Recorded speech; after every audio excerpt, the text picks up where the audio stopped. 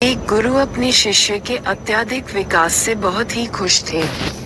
उन्हें लगा कि अब शिष्य का मार्गदर्शन करने की कोई जरूरत नहीं है, इसलिए उस शिष्य को एक नदी किनारे बनी अपनी छोटी सी कुटिया में छोड़कर निकल पड़े। रोजाना सुबह स्नान के बाद शिष्य शेर की खाल से बने अपने कपड़े को सुखाने के लिए टांग दिया देता था। यही एकमात्र वस्तु थी जो उसके पास थी।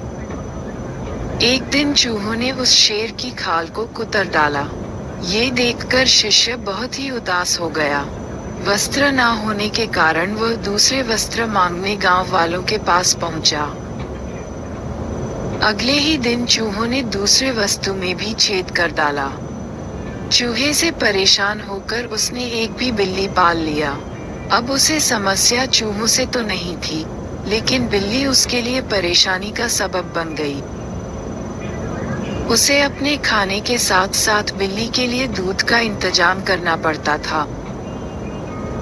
एक दिन उसे लगा कि मैं कब तक का गांव वालों से मांगता रहूंगा, क्यों ना मैं खुद ही एक गाय रख लूं। जब उसे गाय मिल गया तो फिर उसके लिए चारा मांगने की जरूरत पड़ी। उसे लगा कि झोपड़ी में चारों ओर घास से इसका काम चल जाएगा, लेकिन इसमें उसके सामने गाय को चराने की समस्या खड़ी हो गई। गाय को चुराने के चक्कर में उसे ध्यान के लिए पूरा वक्त नहीं मिल पा रहा था, इसलिए इस काम के लिए उसने आदमी रख लिया। अब सवाल आया कि काम करने पर निगरानी की।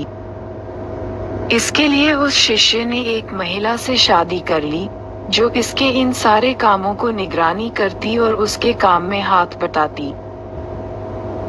आगे चलकर ऐसा वक्त आया जब वह गांव का सबसे धनी व्यक्ति बन गया। कई सालों के बाद अचानक एक दिन गुरुजी उस गांव में पहुंचे। सब कुछ बदला हुआ देखकर वे दंग रह गए। उन्होंने देखा कि जहां कभी कुटिया हुआ करती थी वहां आज एक आलीशान इमारत खड़ी है। उन्होंने एक नौकर से पूछा, क्या यह वही जगह नहीं है जहां कभी मेरा एक शिष्य रहा करता था? नौकर उन्हें कोई जवाब देता, इससे पहले ही गुरु का वह शिष्य हाजिर हो गया। गुरु ने उसे पूछा, वत्स, आखिर ये सब क्या है? इस पर शिष्य ने कहा, आपको विश्वास नहीं हो रहा है ना? लेकिन मेरे पास सिवाय इसके कोई दूसरा तरीका नहीं था कि मैं शेर की खाल को हटा देता।